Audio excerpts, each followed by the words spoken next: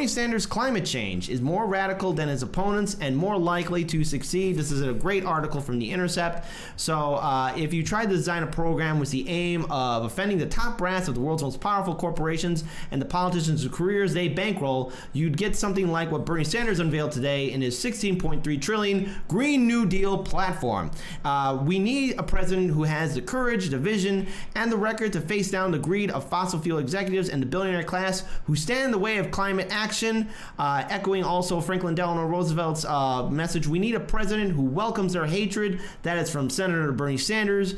Basically, this Green New Deal is more of a beefed up version of what Representative Alexandria Ocasio-Cortez and Senator Ed Markey introduced in April. Now, it would generate a lot of big changes in regards to ending the fossil fuel imports, the exports, and hold on, what else? We got Jerome in the chat. Jerome. Shout out to you, Jerome. Jerome! Our editor on the board who's now on the West Coast. Hashtag bring Jerome home. But that's a much more bigger plan. That's literally the plan we can't tell you guys about yet. Hashtag bring Jerome home. Hope you're having fun, Jerome. We miss you, buddy. But thank you. I got other impressions too, folks. I'm here all night.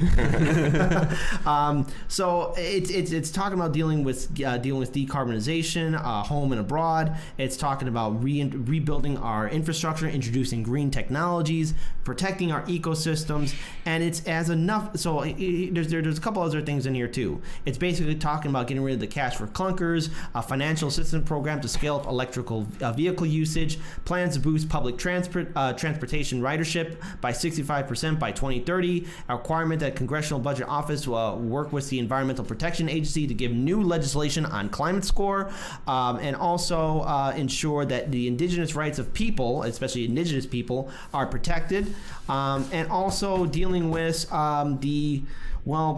failing nuclear industry that we have here. I mean, there are a lot of power plants that are severely out of date and need to be reformed. We had a good segment a while back on the state of nuclear power. We can't get into it right now. There's not enough time. Complicated. Yeah, but also dealing with carbon taxes and making sure that basically making sure that the fossil fuel industry no longer has its power or influence over Washington, D.C. Because look, let's face it, we live in an oligarchy where money is speech and corporations are people, and the fossil fuel lobby can buy off not only GOP politicians, but also DNC establishment politicians, which is why you hear some centrist Democrats even refusing to acknowledge the threat and real danger that is climate change. Even earlier in today's show, we talked about the Amazon rainforest on fire. It's a reality. So here's a quote from Senator Bernie Sanders: fossil fuel billionaires whose greed lies at the very heart of the climate crisis has spent hundreds of millions of dollars protecting their profits at the expense of our future.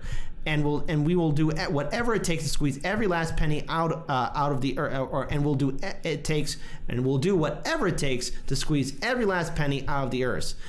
Basically, he's saying that the fossil fuel industry pay for their pollution through litigation fees and taxes and eliminating the federal fossil fuel subsidies, and that's from what Senator Bernie Sanders. But he also says this: most importantly, we must build an unprecedented. We'll get there. He got affected by the Biden article. I'm really sorry, guys. That's my fault. Unprecedented grassroots movement that is powerful enough to take them on and win. Young people, advocates, tribes, cities, and states all over this country have already begun this important work, and we will continue to follow their lead. It is an approach that distinguishes Sanders not just from the primary field, but from the last 30 plus years of mainstream climate policy making in the United States. So already miles upon miles ahead of his other opponents. Senator Bernie Sanders' $16.3 trillion Green New Deal plan is exactly what we need. It's talking about dealing with the threat of climate change and, more importantly, changing the conversation, because Washington, D.C. is in its own bubble, and the fossil fuel industry is right in there with all our politicians making policy decisions that will impact our future. So, guys, I want to open this floor and actually kind of bring in your comments and thoughts about Bernie Sanders' $16.3 trillion Green New Deal plan. It's vital, absolutely necessary. The IPCC, international environmental groups have been telling us for years that our time is limited to cut carbon emissions basically to zero, to begin carbon recapture processes, to reverse course. One of the things that I find that will act as a counterbalance to this, or will be antithetical to a plan like this, is America's general stance toward petroleum, right? Everything about our economy is propped up by petroleum. Our entire military infrastructure is there to prop up petroleum as a world commodity. We give undue amounts of subsidies to oil and petrochemical companies. Everything in the apparatus is set up and designed to support the use of fossil fuels as a commodity that backs our currency. Everything. And so while this plan is absolutely vital, and that is absolutely what we should be doing, there are institutional levers at every single stage, at every corner, that are going to try and combat this. It's really frustrating because this is the kind of thing that we need to survive as a species on this planet for more than another generation. But the interests that seem to be ready to rush headlong into extinction want to make that money and want to keep oil the world commodity. Yeah, I think, what's the price on the continuation of the human species? It's been put off for decades. We've known about this since the 70s. And we chose not to fix this ahead of time. So the transition is going to be rough, but it's self-induced. I mean, what do you expect? Do you think that we can just burn down the Amazon rainforest, dig up all the fossil fuel sinks that are underground, put them into the atmosphere, and we could just, like that, flip it back? No, we're going to have to pay for the last few generations. And it's difficult to a degree. Fossil fuels allowed us to get to the point we're at now, where we can talk to you guys through a camera to anywhere in the world that we wanted at basically no cost. But we did it with a source of, 300 million year old fossilized fossil fuels. When we have sun that's right now beaming at us, you could, what was it? 100 square mile desert gets enough sunlight that you can capture with solar panels to power the entire U.S. But it's not the infrastructure we're doing. And Paul did a wonderful story that always resonates with me a while back on just the degree and the cost of fossil fuel subsidies, taking away them, what was it, $700 billion a year or something like that? Mm-hmm. Sort of the unaccounted for subsidies that don't show up on budget line items. Yeah, and it was like all of it was like 1.5 trillion, if I'm not mistaken. If you include what is on the budget line items that are subsidies to oil and gas industries, and if you include my assessment that the U.S. military is essentially there to prop up the oil and gas industry, also, all of that combined ends up being 1.4 trillion annually. And this bill that you're talking about is 16 trillion over 10 years, right? Mm-hmm. So literally, the fossil fuel subsidies pay for this transition, just that. Yeah. Yep, just flip them over. And the thing is, look, one final note before we do move on is that the fossil fuel industry knew about the dangers of climate change. They knew about it for a very long time, and we are all going to be impacted by the threat of climate change. It's a reality, and if nothing's done about it, then yes, there will be a refugee crisis. There will be a mass migration, the likes of which we've never seen before in human history. And there's a very good chance that our international economy and our said societies cannot withstand this amount of pressure. There will be many factors in which the house of cards will fall apart. And Senator Bernie Sanders' plan is on point. This is why he's my number one choice. I'm going to make it very clear. I support Senator Bernie Sanders. I believe that he is a candidate that has what it takes to really win the primary and the general election. He's the one who inspired people to get involved after 2016. He's the one who inspired many people to get involved in the 2018 midterm election cycle and going on to the other midterm election cycle, and even in this 2020 election cycle, because there's other congressional candidates that we're talking to.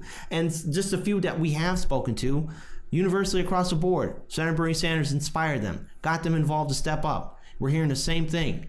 And this proves to me that he is the leader and somebody who can win the nomination. It's just now time for us to get involved in this presidential election cycle. Paul? I want to make one quick point. Sometimes people will try to combat the notion of transitioning to renewable energies by saying that there's a lack of adequate rare earth minerals to do all of the infrastructure necessary to completely convert all of our energy systems over to renewable energies. That I don't think is a valid enough point to go with. First of all, we don't really have an accurate assessment of how much rare earth minerals, things like neodymium magnets, there are out there to be mined. Also, it doesn't take into account that we're constantly improving the efficiencies of these renewable energies, and it certainly doesn't take into account the effect that humans survived on this planet for roughly 12,000 years before we discovered how to use electricity for our own means. So you could take that argument and shove it up your ass. So I'm going to say, Paul, you know what I'm going to respond with when you say rare earth minerals not being enough of. What am I going to say? I don't know. Afghanistan? No. Think farther away. Oh, space. Yeah. Oh, you want to do some space mining? I always want to bring it back mining. to it's like when Space mining. I was talking with space Paul mining. about So this. somebody asked us to line up the moon. Yes, we're talking about space here. So on again, Wikipedia. it's like I said, climate change is something we got to deal with. But eventually, I think Paul's right about it with this. But eventually, we will run out of the minerals we need, and they're all in space. So we got to take care of climate change, and we also got to start prepping for space mining.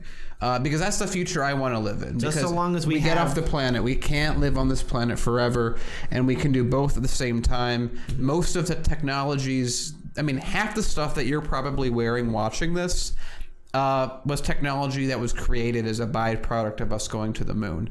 So, you know, I just let's do both. We are humans. We can.